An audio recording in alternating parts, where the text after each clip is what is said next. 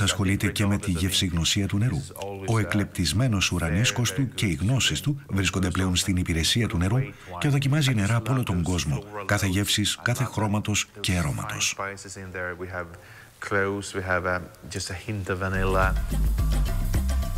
I would say some waters, just like wine, they are more on the elegant side.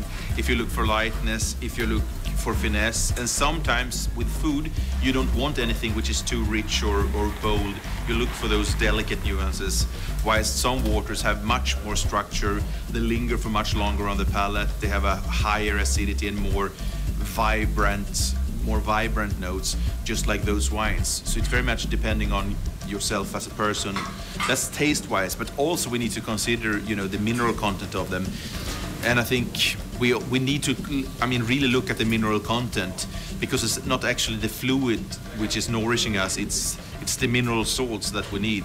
And I think good water rich in minerals, you can drink less of it, but it will still do the work.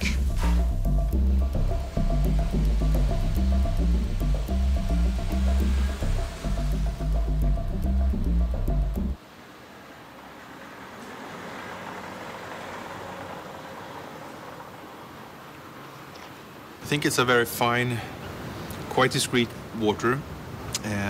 Without knowing the exact source, I think to me this feels more like a lime calcareous based source.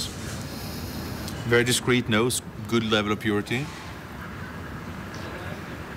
What I think is good when we talk about balance in water all the time, it's the carbon dioxide. This is not aggressive bubbles. I think they give a quite creamy texture. I tasted some nice waters from local waters from South America, from Brazil, from Iceland, from South Africa, from Japan, which comes from more volcanic sources. I mean, really, if you compare, they are all different. I really noticed this first time 2 years ago, because we did a blind tasting in Paris of 140 mineral waters, all blind.